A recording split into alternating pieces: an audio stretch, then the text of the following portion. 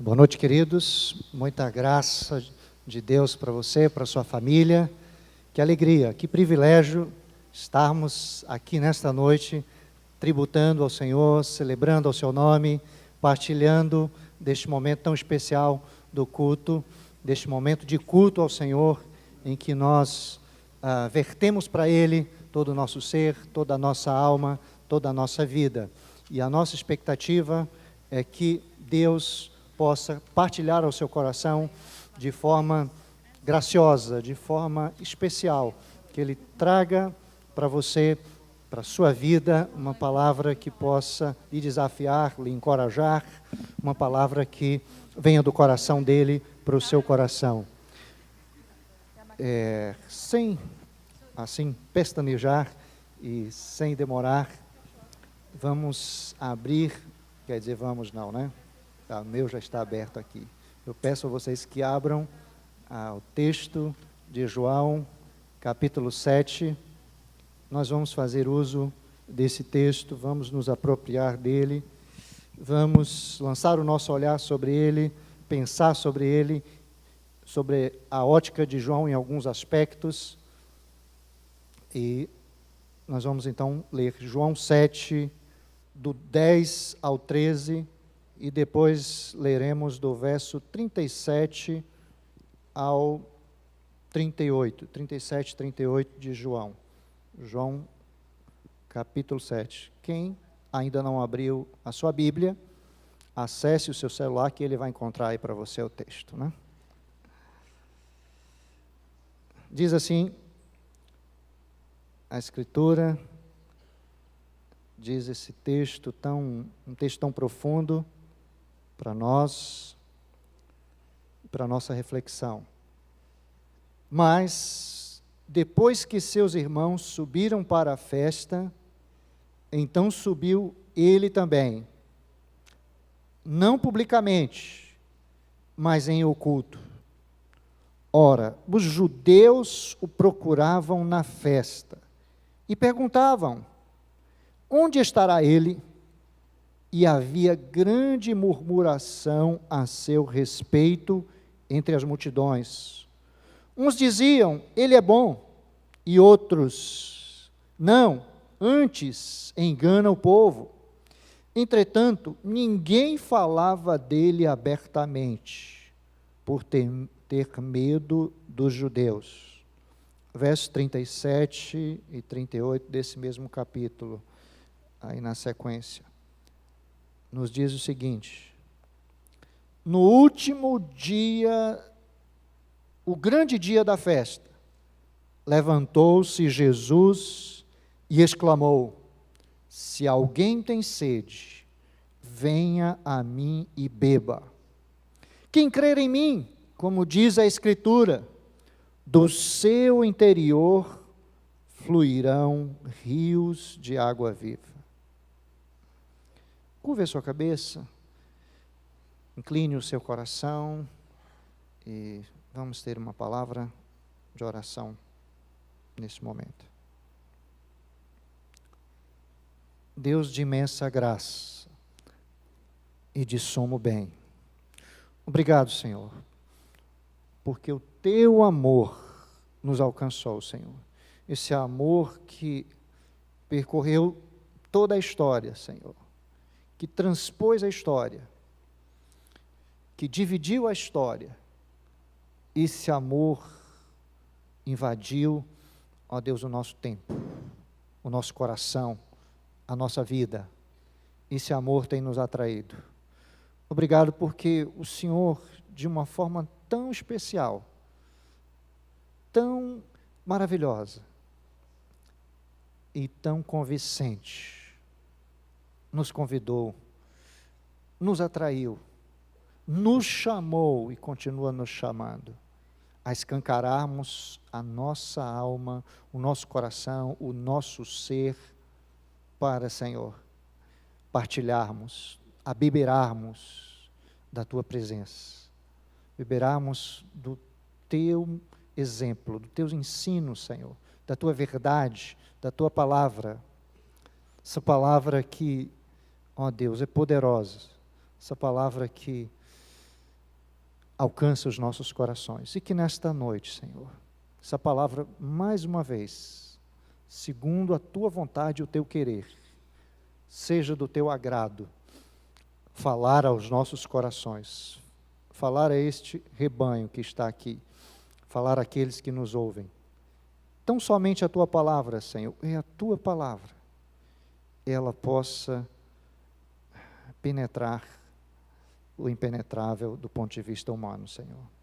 Nos ajuda e nos capacita por graça, ó Deus, a nos permitirmos partilhar desta porção nesta hora. Em nome de Jesus. Amém. Queridos, quando a gente olha para o texto de João, quando a gente olha para a narrativa de João, quando a gente, de forma mais acurada, mais detida, mais pormenorizada, nos damos o privilégio de focar o nosso olhar, de lançar o nosso olhar e a nossa atenção, nos permitimos sermos agraciados com a profundidade dos ensinos que estão contidos no Evangelho de João, que a despeito de ser de uma profundidade teológica que nós não podemos aquilatar, que não podemos mensurar, o Evangelho de João é um Evangelho profundo, que disseca temas que nos são caríssimos, temas valiosos demais para a igreja e para nós.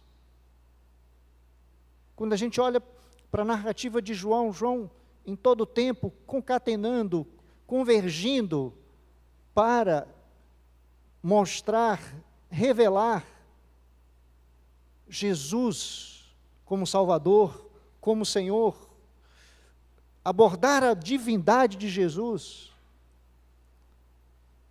E a despeito de tudo isso, desse recorte profundo que João traz, é um evangelho também de uma simplicidade de igual modo que nós não podemos aquilatar, de uma singularidade ímpar, de estilo simples, e que exibe uma profundidade também inaquilatável.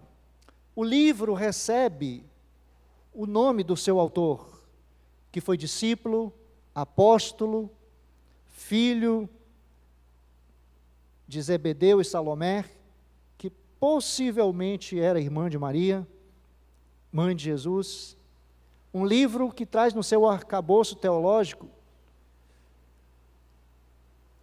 e na sua doutrina um ensino, como nós falamos, profundo e caríssimo e importante demais para as nossas vidas e para a vida da igreja.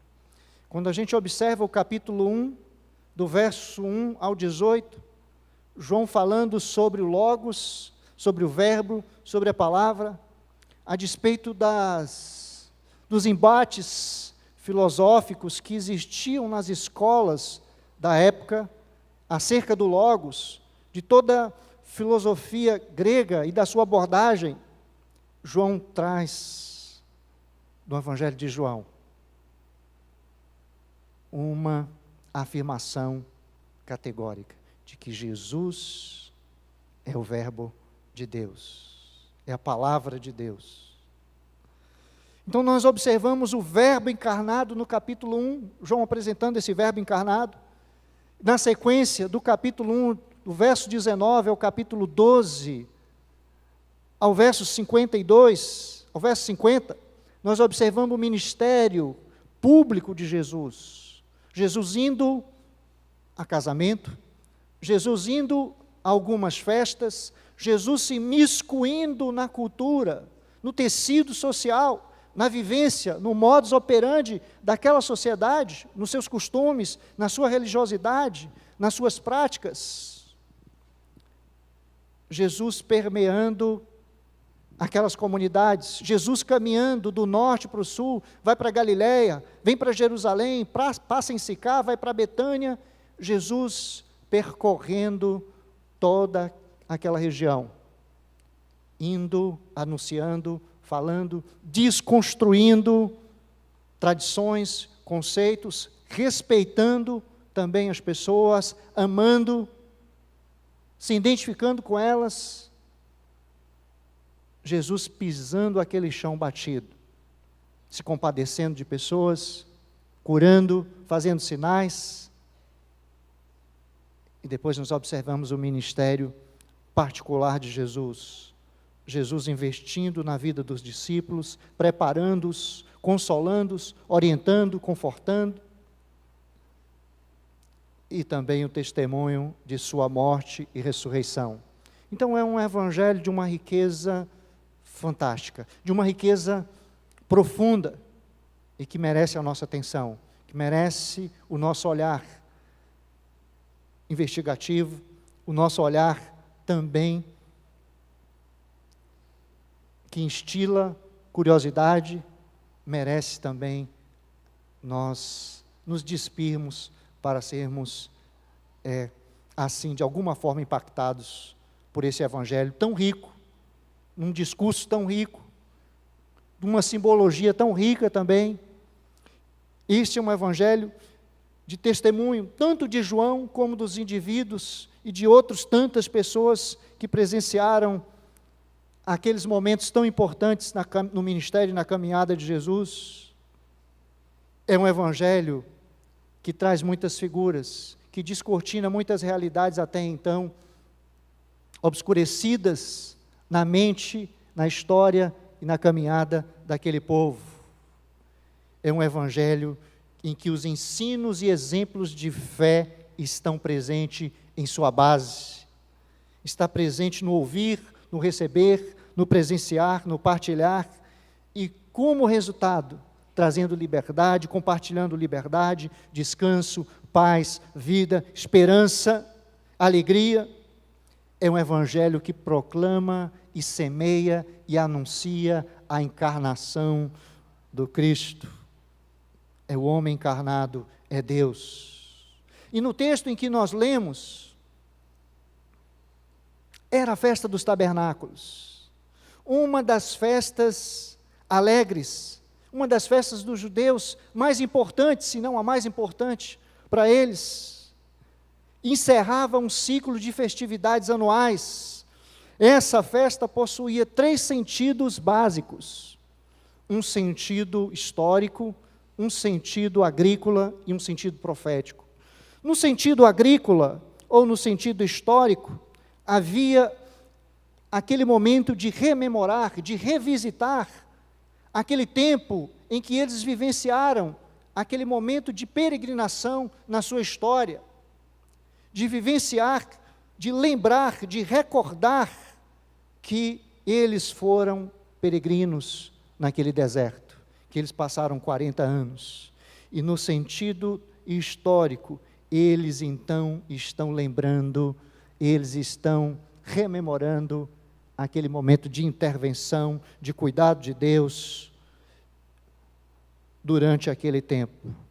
E nessa festa, durante 7 dias, eles percorriam do tanque de Siloé até o templo, e levavam um vaso com água, e levavam aquela água e depositavam ali no altar, no templo. Já no sentido agrícola, eles relembravam a colheita, eles lembravam da produtividade, agradeciam porque Deus os supriu enquanto eles peregrinavam. Deus foi o provedor da vida e da história daquele povo. Flávio Joséfo chamou aquela festa, esta festa dos tabernáculos, de a mais santa e a maior de todas as festas dos judeus. Já no sentido profético, essa festa enfatiza, ressalta, enaltece e aponta para as bênçãos da era messiânica. O povo judeu, em clima de festa e de profusa alegria, eles caminhavam, celebravam, cantavam, eles tributavam eles se regozijavam durante aquele percurso, durante aquele tempo de entusiasmo, de celebração, aquele tempo tão importante que mexia com a sensibilidade do povo, que mexia, né, com a sua identidade, que revisitava as páginas da história, que revisitava também toda uma saga de um povo e de uma gente. A festa dos tabernáculos era uma celebração entusiasmada, que motivava toda a nação, todo o povo. Era um acontecimento ímpar, que enchia a cidade de vibrantes canções, que enchia aquela caminhada, que enchia aquele cortejo de uma alegria e gratidão no coração do povo. E nessa festa havia uma cerimônia marcante. Durante os 7 dias, os sacerdotes, eles faziam repetidamente aquele percurso, carregando aquele jarro cheio de água, sob o som de trombetas, com alarido, com grande júbilo do povo. E aquele momento era um momento em que o povo reavivava, o povo nutria uma esperança, nutria no seu coração um anelo, porque eles estavam estribados naquele momento por uma profecia que está lá em Isaías, que nos diz o seguinte, que dizia para eles, ecoava durante aquele momento, Isaías 12:13, era um cântico de louvor pela restauração de Israel, que diz o seguinte, vós com alegria tirareis água das fontes de salvação. E nessa jornada em que eles percorriam, naquele cortejo daquela festa, eles lembravam dessa promessa, nutriam esta promessa, compartilhavam esta promessa de esperança reavivada, de esperança messiânica para a nação, para o povo. E no último dia, o dia da festa, aquele dia especial, no clímax, no apogeu, naquele momento tão aguardado, como nós lemos aqui, no último dia, o grande dia da festa, os olhos do povo estavam alevantados, estavam atentos, fitados para o clímax daquela cerimônia, daquela celebração, e a contemplar aquela promessa de que um dia o Messias, o Salvador do mundo, viria e traria para os sedentos água da vida, para um povo que estava com a alma latejando, estava com a alma angustiada, estava com sede, estava aspirando uma expectativa de ver aquela promessa sendo cumprida. Um povo que vivia escravo dos seus pecados, tanto política como espiritualmente, eles viviam um contexto de dependência, de escravidão, sendo subjugados, não só pelos seus pecados, mas também pelo jugo opressor de Roma. Viviam sob a canga das suas transgressões e sobre um jugo ferrenho de opressão política, uma tirania. E a vinda do Messias lhes traria esperança, restauração, raiaria para aquela gente no horizonte, um novo tempo. E essa profecia os mantinha vivos e esperançosos em dias melhores. E no auge daquela festa, com aquela multidão toda contemplando aquele cortejo, contemplando de forma efusiva, em meio a apupos, em meio a aquela alegria que drenava da esperança, Jesus levantou-se e exclamou, se alguém tem sede, venha a mim e beba. Jesus se levanta, Jesus se insurge no meio daquela multidão, de forma estratégica, de forma especial, e diz para aquela gente, se vocês têm sede, venham a mim e beba. Quem crer em mim, como diz a Escritura, do seu interior fluirão rios de águas vivas, rios de água viva. Jesus abre as cortinas da história e se apresenta publicamente como o Salvador do mundo, como esperança para aquela gente, como o manancial das águas vivas, como a própria água viva. Jesus se apresenta como um manancial, como o único que pode preencher o vazio existencial, que pode estancar a desesperança daquele povo e daquela gente, e vir ao encontro dos anseios daquele povo e das suas necessidades. Ele se apresenta como a encarnação da esperança, e para responder às necessidades temporais e eternas do coração do ser humano. Nós vivemos numa sociedade que, respaldada e ressalvada os seus recortes próprios de tempo, geografia, história, cultura, sociologia e por aí vai, que emerge também em necessidades de toda ordem. E falando dessas necessidades, essas necessidades não são novas. O escritor Lima Barreto, que teve uma vida muito breve, e quem aqui nunca leu um livro de Lima Barreto? Eu acho que poucos. Mas ele escreveu um livro que não chegou a ser concluído, mas hoje há uma cópia, ou mais de uma cópia, se eu não me engano, na Biblioteca Nacional, e nesse livro ele relata a experiência dele quando internado pela segunda vez no manicômio.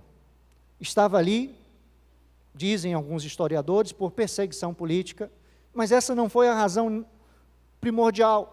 Estava ali porque era alcoólatra e teve que ser internado. E lá no manicômio, ele observava a vida daqueles outros internos. E ele escolhe alguém para, de alguma forma, protagonizar a sua autobiografia. E ele intitula esse livro Cemitério de Vivos. Ali, naquele contexto em que nós lemos, aqui, havia uma multidão de pessoas nutrindo uma esperança, buscando uma esperança, buscando e também alimentando essa esperança que Jesus Cristo se apresenta naquele momento, no auge da festa, e exclama de forma tão bela, tão contundente e tão profunda. Aquele era o último dia da festa. No dia seguinte, a vida continuaria. Eles retornariam para o recesso da sua casa, para os seus afazeres, para as suas atividades, para o lufa-lufa, para o corre-corre. As tensões retornariam do cotidiano, mas Cristo se apresenta como aquele que poderia transformar, que pode transformar essa fonte de alegria, de esperança, em algo perene, em algo ultracircunstancial, em algo eterno, em algo constante para aquela gente. E a partir dali, Jesus estava dizendo que ele poderia gerar na alma humana um prazer que flui de forma incontida, de forma que descedenta a sede daqueles que vivem angustiados, desesperançados, daqueles também que olham para a promessa que Deus tem para eles. Uma condição espiritual e emocional capaz de debelar as angústias do ser humano. Jesus vem de forma tão especial, tão graciosa, tão profunda, para aquele momento tão desejado, visitar àquele povo e àquela gente, e fazer um convite de igual modo especial, um convite irrecusável. Vivemos um mundo cristão delicado, numa sociedade que está mergulhada, chafurdada, atolada, numa sociedade que está adoecendo cada vez mais. Temos presenciado no nosso país, na nossa nação, uma ratazana que não tem fim nas mais esferas de poder, seja no executivo, federal, estadual, municipal e nos outros poderes também, dilapidando a esperança das pessoas, dilapidando não só o patrimônio público, o erário, mas também minando a credibilidade e a esperança de tantas pessoas. Muita gente mergulhada no consumismo, no secularismo e também no materialismo, desenfreado, tentando suprir as suas necessidades, os seus anseios, de forma equivocada. Emerge também, desse contexto em que vivemos, aos borbotões, um contingente grande de pessoas desesperançadas, de pessoas nutrindo uma falsa esperança, uma esperança que tem sido propalada, pregada, sem esteio, sem fundamento naquilo que Cristo ensinou. Buscando também um prazer desmedido, um prazer que não satisfaz, o prazer pelo prazer. Não que seja de todo errado buscar prazer, mas John Piper está correto ao afirmar que quando buscamos o prazer pelo prazer, ou então substituímos aquele prazer maior pelo prazer menor, a nossa vida, a nossa alma, a nossa caminhada e os propósitos de Deus começam a entrar em rota de colisão na nossa vida. A sede que clama dentro de nós, que clamava também dentro daqueles judeus, daqueles israelitas, daquele povo, dos gentios, que clamam na humanidade. Essa sede que grita dentro de nós, não se satisfaz, não é satisfeita com coisas, com objetos, não é satisfeita de qualquer maneira. E ela também não pode ser satisfeita de forma plena nas fontes equivocadas, nas fontes lodacentas, nas fontes de água salgada, salobra, nas fontes rotas, nas cisternas rotas, como falou Jeremias. As águas que brotam de cisternas salobras e lodacentas não alimentam o coração humano. Eclesiastes fala muito bem disso, que Salomão buscou dinheiro, fama, sucesso, prazer, e ele buscou se deleitar nesses itens, e foi infrutífero. Tudo aquilo, como ele relata lá no capítulo 2, de 1 a 11 de Eclesiastes, foi como bolha de sabão, e não supriu as suas necessidades existenciais. O mundo com seus encantos e fascinações não substitui a fome que nós temos, não preenche a fome que nós temos de Deus. E Fyodor Dostoiévski escreveu um livro também retratando alguns momentos seus. E em um dos seus livros, ele que era um ensaísta, um escritor russo, vai dizer que o homem tem dentro de si um vazio existencial que só Deus pode contemplar, só Deus pode suprir, só Deus pode satisfazer. Só Ele pode preencher. Que dizer então do ex-presidente do Brasil, Arthur Bernardes, que de 1922 a 1926 geriu a nossa nação. Um homem que se dedicou à política, à gestão, ao povo, à pátria, e no final da sua carreira, já ao final da sua vida, prestes, dos seus últimos dias, antes de morrer, ele relatou, chegou a concluir que viveu sem priorizar a Deus. Ele viveu mais para a pátria e para si mesmo do que para Deus. E ele escreve aos seus amigos e aos seus correligionários, dizendo: o fim do homem é Deus, para o qual devemos viver. Eu, porém, disse ele, esqueci-me de Deus e vivi mais para a pátria, esquecendo-me de considerá-lo.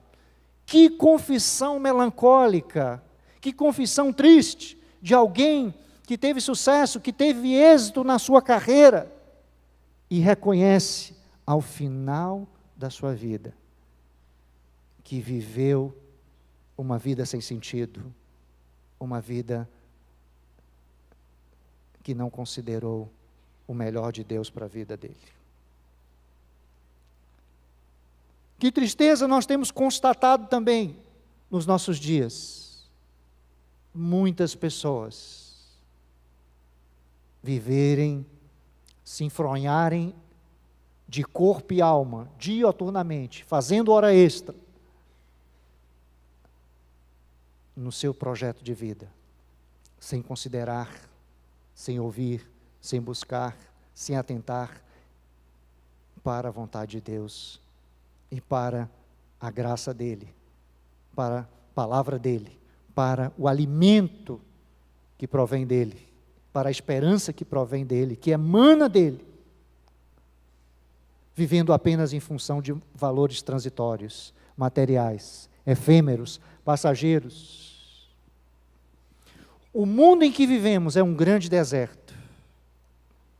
As pessoas se encontram sedentas, há fontes de toda sorte, de toda origem, e muitos têm mergulhado nessa busca desenfreada por estas fontes, que manam águas amargas.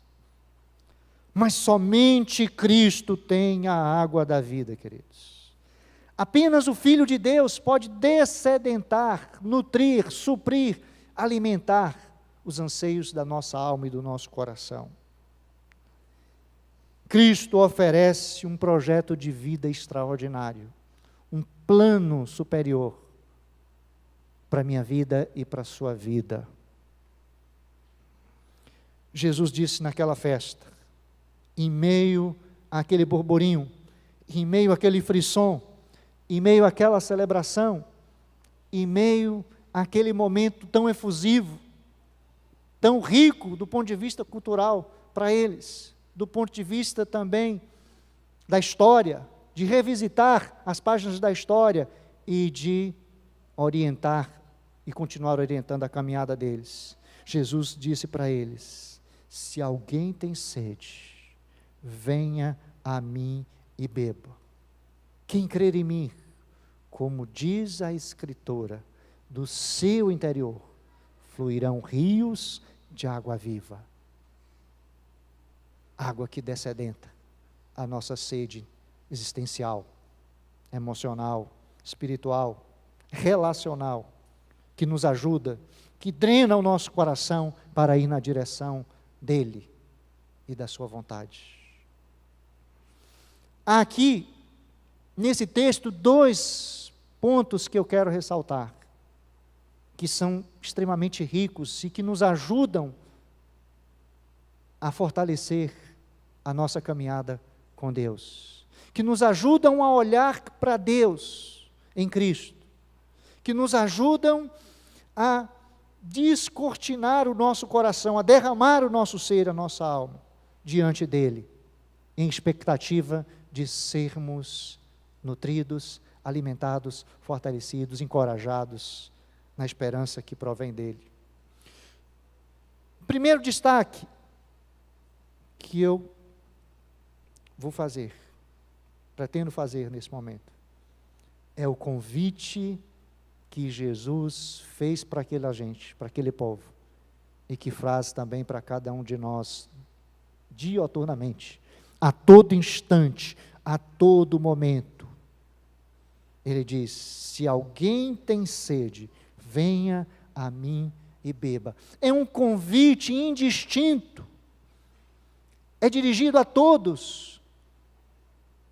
É um convite para o indouto, para o analfabeto, para aquele que tem uma qualificação, para aquele que tem um doutorado, um pós-doutorado, para aquele que tem um mestrado, para aquele que, em suma, para jovens, velhos, religiosos, é um convite feito para todos. E esse convite está revestido de amor, de um amor que ultrapassa as barreiras, sejam elas de que ordem for, as barreiras étnicas, culturais, as barreiras de toda sorte, são transpostas por esse convite. É um convite que oferece um relacionamento pessoal com Ele, com Cristo. E isso fica muito claro para nós, quando olhamos para esse texto, quando Ele diz: vinde, venham a mim e beba, porque quem crer em mim, como diz a Escritura, do seu interior fluirão rios de água viva. Nenhuma religião, nenhuma filosofia, nenhum grupo, nenhuma igreja, ninguém, por mais especial que seja, pode, de alguma forma, promover e nos conduzir a Deus. Jesus é o único caminho. Não há experiência mística, luminosa, nenhum legado histórico, nada neste mundo pode promover e nos colocar em sintonia com o Senhor. Só Jesus é o mediador entre Deus e os homens. E isso fica muito patente aqui nesse texto. Se alguém tem sede, venha a mim e beba. Nenhum credo, nenhum sacramento, obras meritórias, nada que o homem possa fazer, nenhum esforço, por mais intenso que ele seja, vai promover esse encontro do homem com Cristo. Só aquele que tem o Filho tem a vida, e aquele que não tem o Filho de Deus não tem a vida. É um convite também que nos chama para uma experiência de vida com Ele. Jesus não convida pessoas apenas para se abeberarem dessa água que Ele proporciona, da sua presença, dos seus ensinamentos, do seu perdão, do seu amor. Ele não nos convida apenas para nós catalogarmos informações acerca de quem Ele é, da sua deidade, do seu projeto, do seu plano para a humanidade, para apenas acumular informações acerca dele. Ele nos convida para andar com Ele, para nos relacionar com Ele, para estar em comunhão com Ele em todo o tempo. Não basta apenas ter conhecimento acerca de Jesus, é preciso conhecer e também andar com Jesus. É necessário crer e confiar nele, e pela fé experimentar a entronização dele no seu coração e no meu, a cada dia, a cada momento. Esse convite também pressupõe uma consciência profunda de carência espiritual, de necessidade, quando ele diz: se alguém tem sede, venha a mim e beba.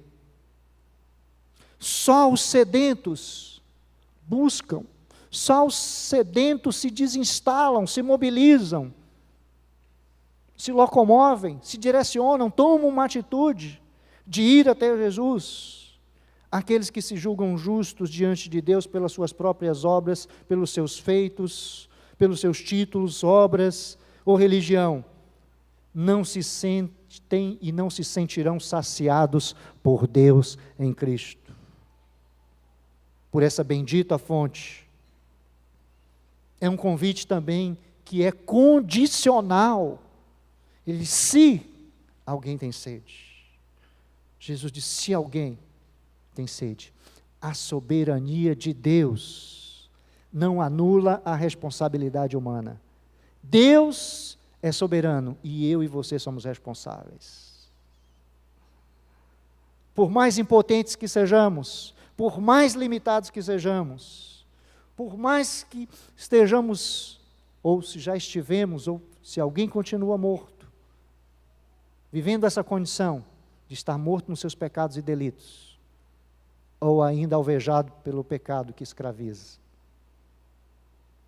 ele precisa ir a Jesus e beber dessa água da vida.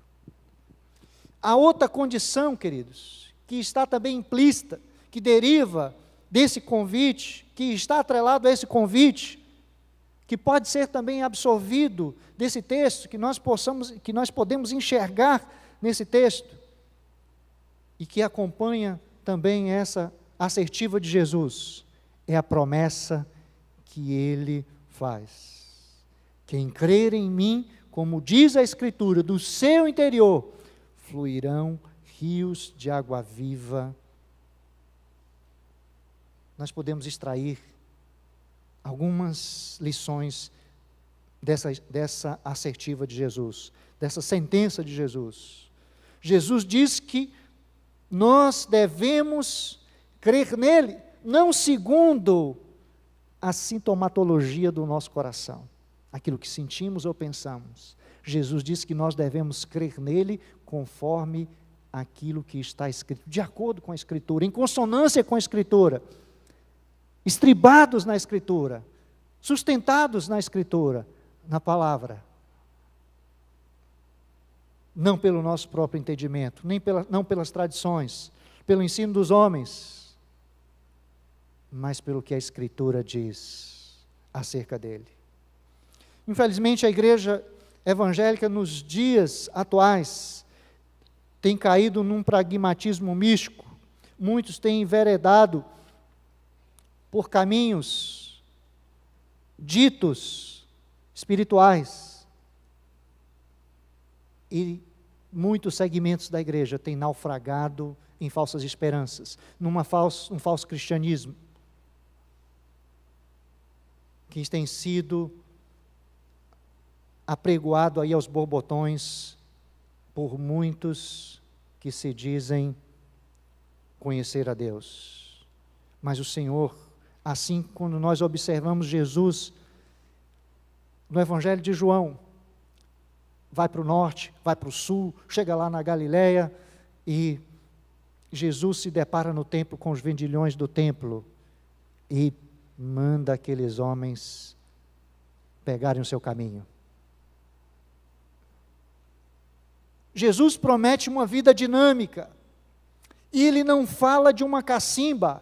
E quem é do interior aqui sabe o que é cacimba, né?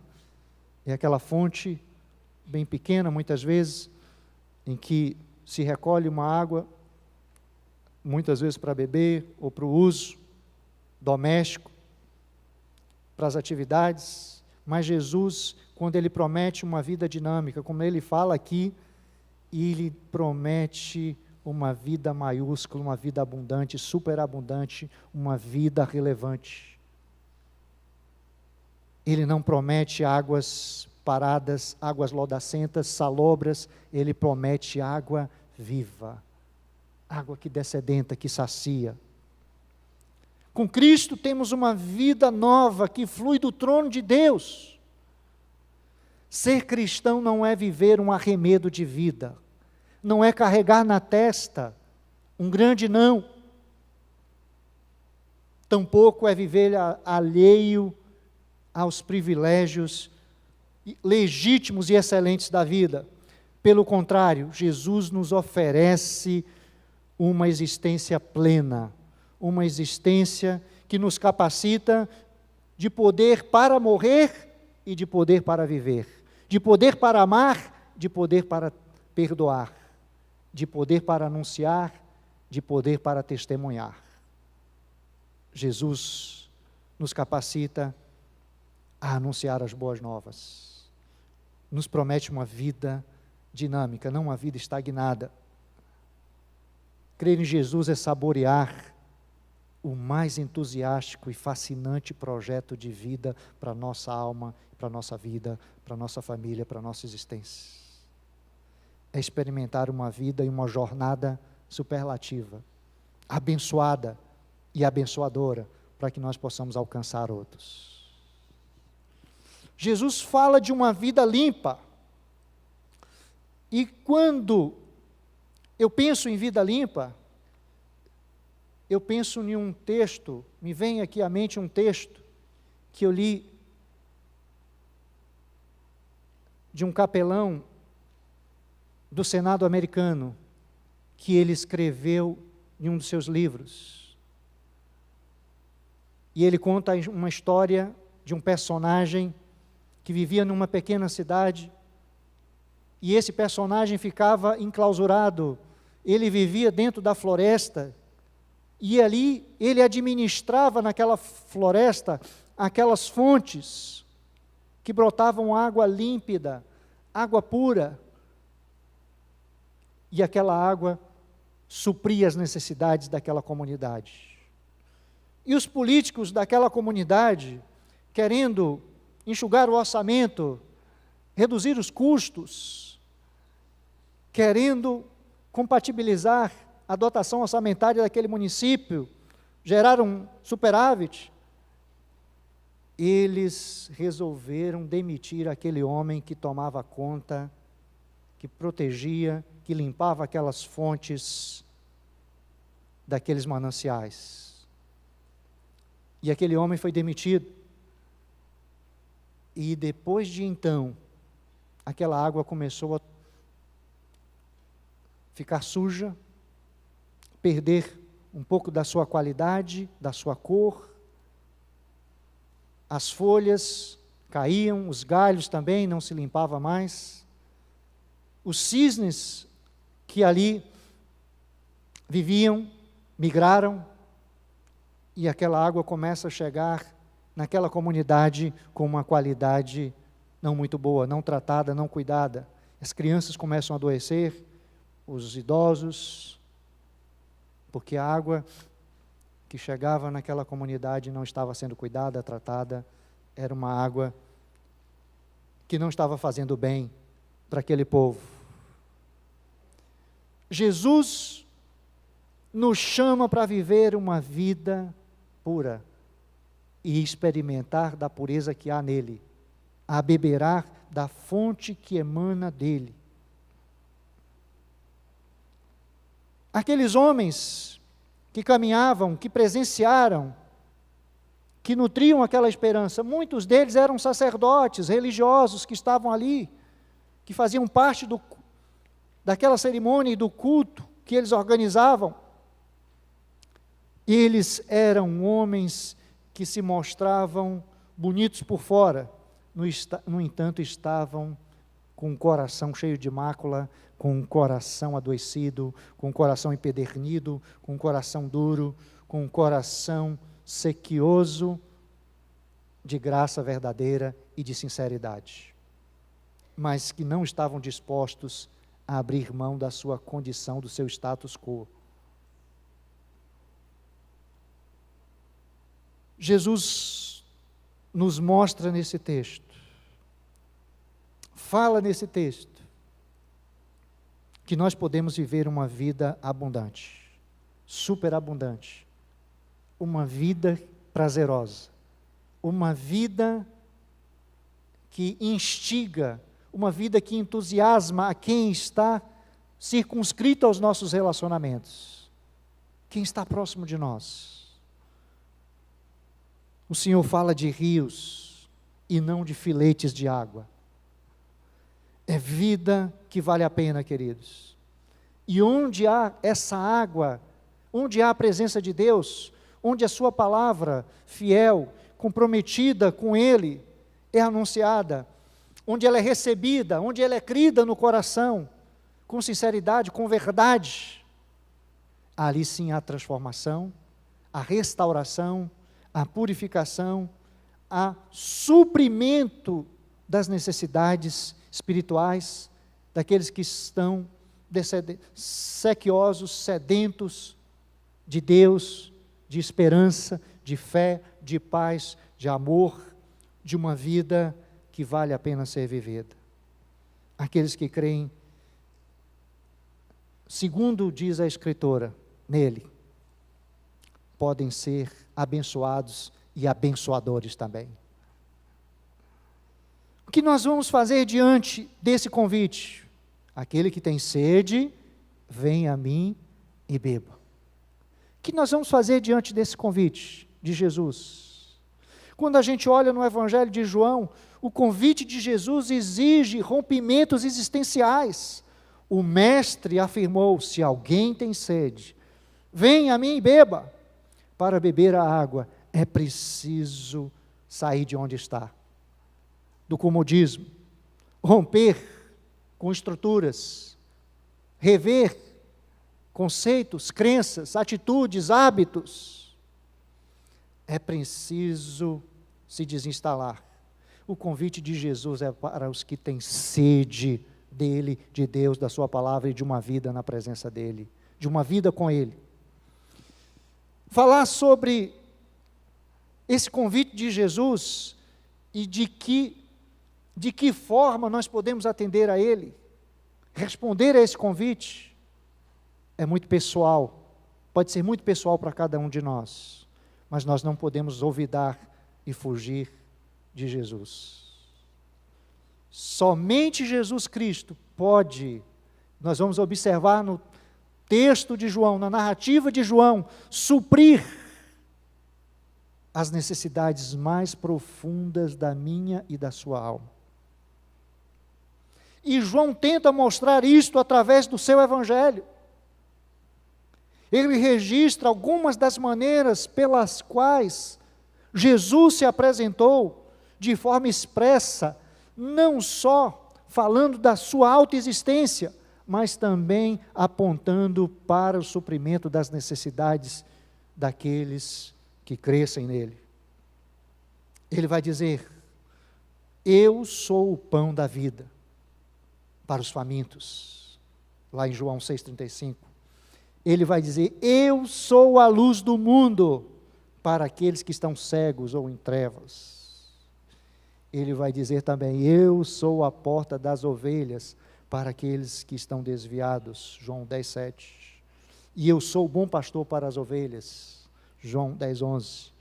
Eu sou o caminho, a verdade e a vida, João 14,6. Para aqueles que estão enganados ou entraram em alguma esquina errada.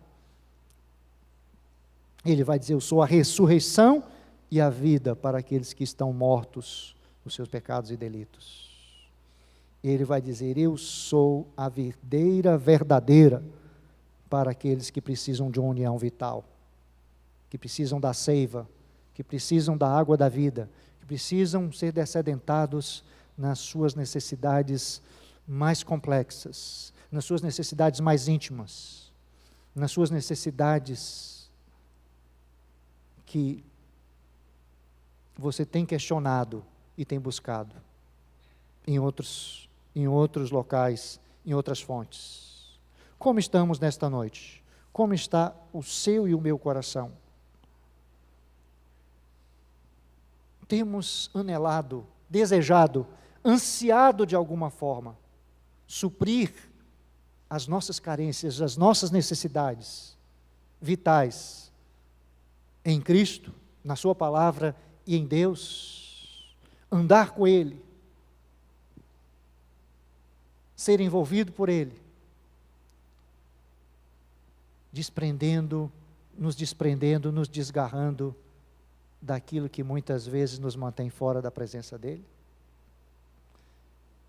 Nós estamos caminhando para o final dessa reflexão que não trouxe muita novidade para você, mas assim como eles lembravam daquela promessa e daquela esperança, e Jesus descortina a história de forma tão graciosa, comunicando ao coração deles esperança, graça e possibilidade de potencializar uma vida verdadeira. Que nós possamos nos recordar e lembrar nesta noite que só em Deus, só em Cristo, nós podemos ser supridos, alimentados, fortalecidos, encorajados, orientados. Só Ele pode penetrar aonde ninguém mais pode penetrar, no nosso coração. E dizer: filho, se aquiete, se acomode, aquieta a sua alma, o seu coração, confia, creia, esteja vivendo uma vida que vale a pena. Não se encolha, não viva uma vida isolada, não viva uma carreira solo do ponto de vista espiritual. Venha para o meio, como Jesus falou para aquele homem da mão mirrada: vem para o meio, vamos caminhar juntos, ande comigo, beba dessa água, se abebere dessa água, venha dessedentar a sua sede, venha aquietar o seu coração, a sua alma, venha receber perdão dos seus pecados, do seu pecado, venha andar na direção da cruz. Se você entrou em rota de colisão em algum momento e se distanciou dessa fonte, se distanciou desse manancial, se distanciou da presença de Deus, ou se nunca esteve na presença dele, esse é o momento de você se permitir ser revisitado por esse convite de Jesus, que diz: vinde, venha a mim, aquele que tem sede, e beba. Curve a sua cabeça, de forma instrumental nós estaremos ouvindo essa canção e você refletindo no que você ouviu. Se de alguma forma Deus falou ao seu coração, trouxe para o seu coração, descortinou alguma nuance da sua vida, alguma área da sua vida que estava aí toda empoeirada nos porões existenciais, e você quer tomar uma atitude aí no seu banco, no seu lugar onde você está, diga isso para Deus, diga para o Senhor: eu vou continuar respondendo a esse convite de beber sempre dessa água plena, dessa água que satisfaz, dessa água que alimenta, dessa água que aquieta o meu coração e que me coloca no rumo, na direção, que me traz para perto de Deus e do compromisso que Ele tem para a minha vida, de crer nele segundo a Escritura, de andar segundo a sua vontade. Pense nisso por algum instante, depois nós vamos estar orando.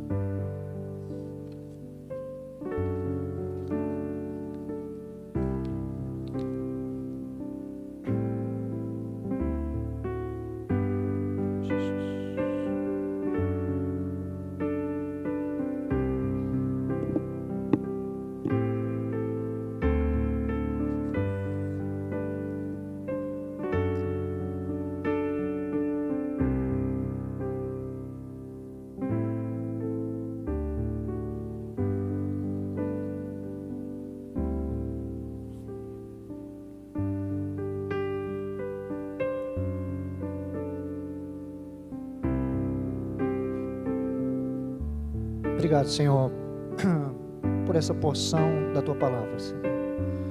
Obrigado porque nesta noite o Senhor nos deu o privilégio de ouvir a Tua Palavra, Senhor. E em ouvindo esta palavra, Senhor, abrir o nosso coração para que ela, ó Deus, dilatasse áreas da nossa vida que estavam de alguma forma, Senhor, anestesiadas, paralisadas, que estavam obscurecidas para a realidade de que nós precisamos dioturnamente, Senhor, no lufa-lufa do existir, no lufa-lufa da vida, no corre-corre, no tranco diário, Senhor, da semana, do trabalho, da família, das obrigações, das celebrações também, estar mirando esta promessa, esta realidade de que em Ti nós podemos ser alimentados, encorajados, supridos, nós podemos ser ó Deus, agraciados com uma graça restauradora, que frutifica, que renova, que derrama sobre nós do teu orvalho, depois de um dia causticante, depois de um dia ensolarado, depois, ó Deus, de desencontros e encontros mal planejados, mal formatados na nossa vida. Ajuda cada um de nós a continuar, ó Deus, convidando, aceitando, atendendo ao teu chamado, de abeberarmos da tua presença, da tua palavra e das tuas promessas. E aqueles, ó Deus, que adentraram este lugar, que vieram a esta casa, que ainda não entregaram de alguma forma a sua vida sem reservas para Deus, o seu coração, aqueles que estão mergulhados no seu pecado, no pecado de estar afastado de Deus, vivendo dissolutamente, vivendo sem considerar a Deus na sua existência e na sua caminhada. Que essa palavra possa inculcar-lhes no coração e na mente e na alma a necessidade de virem a Deus, de vir a Jesus e entregar o seu coração. Em nome de Jesus, que Deus nos dê uma semana venturosa, sob a bênção do Deus triuno, do Deus Pai, Filho e Espírito Santo. E se você entrou aqui, quer entregar a sua vida para o Senhor Jesus, dizer, olha, eu quero aceitar o convite para andar com Jesus, para entregar minha vida para Ele, nós vamos estar aqui ao final e você pode vir à frente, nós vamos orar por você. Deus te abençoe, ide em paz, em nome de Jesus.